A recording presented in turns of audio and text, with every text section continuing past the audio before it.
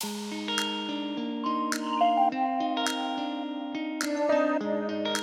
Kanak's kitchen में बनने वाले हैं बहुत ही ज्यादा क्रिस्पी करारे ब्रेड पोटैटो रोल, जिसमें ना तो आपको बेलना है ना तो स्टफिंग करनी है, और ये इतने अच्छे बनते हैं ना फ्रेंड्स कि अगर आपने एक खा लिया तो 15-20 तो आप खाते ही रह जाएंगे।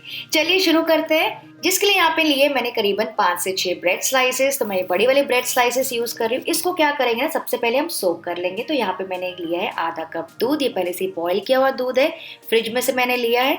तो बस ये ध्यान रखिएगा बहुत ज्यादा दूध नहीं डालना है, वरना बहुत ज्यादा गीला हो जाएगा हमारा बैटर।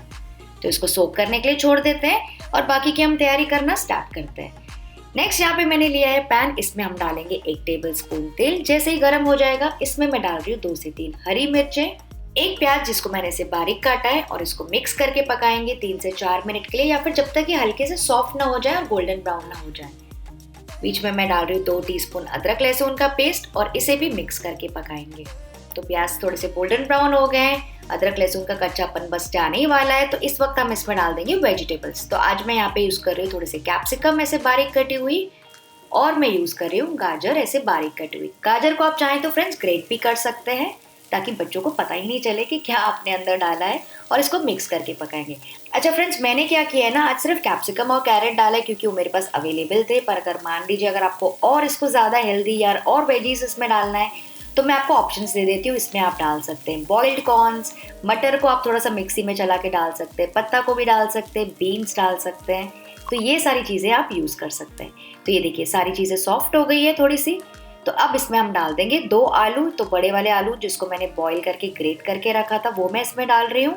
फिर मैं इसमें डाल दूंगी 1 टीस्पून नमक, आधा टीस्पून काली मिर्ची का पाउडर। काली मिर्ची पाउडर जरूर से डालिएगा, बहुत ही शानदार फ्लेवर आता है।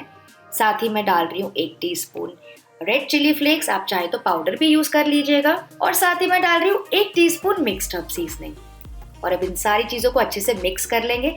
तो बेसिकली आज मैंने इसको थोड़ा सा अलग फ्लेवर देना चाहती हूँ, इसलिए मैं थोड़े सारे इटालियन हर्ब्स यूज कर रही हूँ, मतलब ये पिज्जा के फ्लेवर्स। पर मान लीजिए अगर आप चाहें तो इंडियन मसाले, गरम मसाला, लाल मिर्ची पाउडर, पेरी पेरी मसाला, देखो मैंने कितने सारे ऑप्शंस दे दिए आपको, मैगी मसाला, वो सारी चीजें भी यहाँ पे यूज कर सकते हैं। ठीक है, तो बस ये बेसिक हमारा मसाला तैयार हो गया है। बहुत ज्यादा नहीं पकाएंगे, सूखा सूखा सा हो ही गया है। गैस का फ्लेम ऑफ कर देंगे और इसको साइड में थोड़ा सा ठंडा होने के लिए छोड़ देंगे।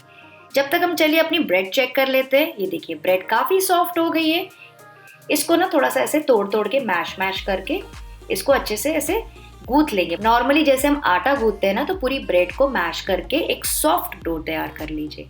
तो ये देखिए भीगी हुई ब्रेड का एकदम सॉफ्ट डो तैयार हो गया। इसके ऊपर हम डाल देंगे वो आलू का मसाला, क्योंकि वो भी थोड़ा सा ठंडा हो गया। एकदम गर्मा गर्म मत डालिएगा, वरना सारी चीजें एकदम नरम हो जाएंगी।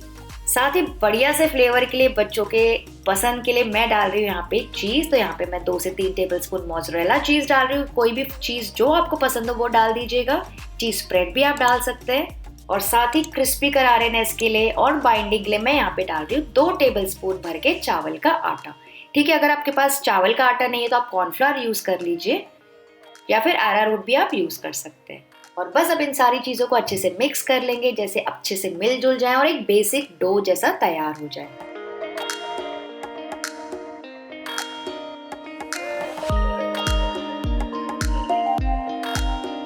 तो अब ये बेसिक बैटर तो तैयार हो गया, मसाला तो हमारा तैयार हो गया। अब क्या करना है, अब मैं इसका थोड़ा सा पोर्शन लूंगी। अपने हाथों को मैंने तेल से ग्रीस कर लिया है, और मैं छोटे छोटे ऐसे सिलेंड्रिकल रोल्स बना रही हूँ। जैसे फिंगर बॉल्स होते हैं, जैसे फिंगर रोल्स होते हैं ना, बिल्कुल उसी तरह से, क्योंकि बच्चों को बहुत ज्यादा पसंद आते हैं। पर मान लीजिए अगर आपको ऐसा नहीं बनाना है तो आप इसकी सिंपली टिक्कियां बना सकते हैं, राउंडल्स बना सकते हैं। या फिर मैं आपको एक और टिप देती हूँ, आप इसको ना क्या कीजिए, फ्लैट करके इसके अंदर थोड़ा सा चीज क्यूब रख दीजिए, तो चीज बॉल्स भी आपके तैयार हो सकते हैं। तो इसी तरह से सारे सिलेंड्रिकल रोल्स तैयार कर लेंगे। तो अच्छे लग रहे हैं ना लंबे लंबे रोल्स। तो ये सारे लंबे वाले ब्रेड रोल्स मैंने तैयार कर लिए, इसको साइड में रख देंगे। नेक्स्ट हम बनाएंगे मैदे का घोल। तो यहाँ पे मैंने बोल में लिया है करीबन 3 टेबल स्पून मैदा। इसमें थोड़ा थोड़ा करके पानी ऐड करेंगे, एक पतला सा घोल बनाएंगे, बहुत ज्यादा गाढ़ा नहीं होना चाहिए। ये देखिए इस तरह से। और यहाँ पे मैंने ना ब्रेड क्रम्स लिए थे, मतलब मैंने जो 4-5 दिन पुरानी ब्रेड है ना, उसको मैंने फ्रिज में रख दिया था, और उसके मैंने ब्रेड क्रम्स बनाए। तो वो ज्यादा टेस्टी लगते हैं क्योंकि वो क्रिस्पी हो जाती है।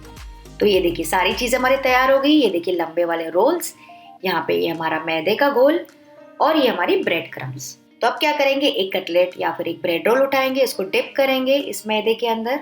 इसको फोक से ऐसे निकाल दीजिए ताकि क्या होगा ना, पूरा एक्सेस निकल जाएगा और आपके हाथ भी गंदे नहीं होंगे। और तुरंत हम इसको डाल देंगे ब्रेड क्रम्स के ऊपर और अच्छे से कोट कर लेंगे। तो सारी तरफ से एकदम बढ़िया तरीके से कोट कर लीजिएगा फ्रेंड्स, कोई भी कोना छूटना नहीं चाहिए। तो ये देखिए एकदम बढ़िया सी कोटिंग आ गई। तो ये तो है इस वक्त सिर्फ सिंगल कोटिंग, आप चाहें तो इसको डबल कोट भी कर सकते हैं। इसी तरह से बाकी के रोल्स भी हम कोट कर लेंगे। अच्छा, मैंने क्या किया ना, इसको डबल कोट किया है क्योंकि मेरे फैमिली में ना सबको क्रंची मंची और करारा स्नैक पसंद है।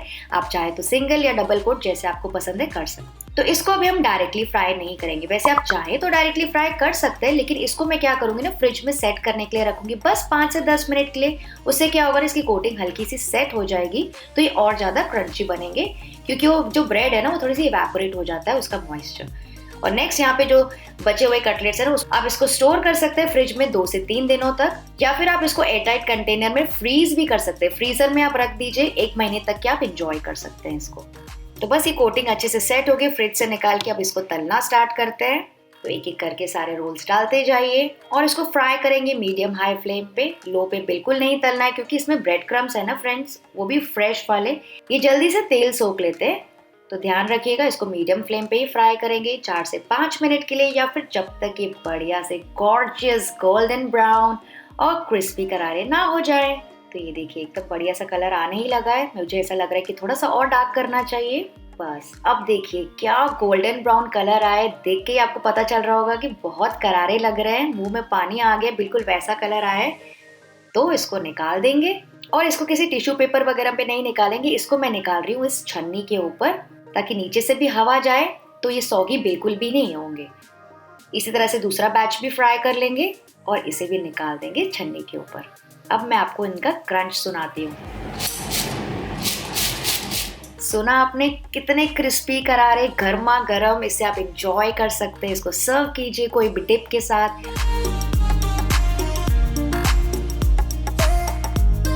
मैं सर्व कर रही हूँ घर की बनी हुई हरी चटनी और सॉस के साथ। तो फ्रेंड्स ये रेसिपी आपको ट्राई ज़रूर करनी चाहिए, खास करके बच्चों के लिए, और मुझे बताइएगा ज़रूर कि कैसे लगी। पर उससे पहले वीडियो को लाइक करना मत भूलिएगा। ऐसा भी है, थोड़ा सा समोसा जैसा भी है। बस इस सुपर डिलीशियस रेसिपी को आपको ट्राई ज़रूर करना है। मैं आपसे मिलती हूँ अगली रेसिपी के साथ। Bye bye.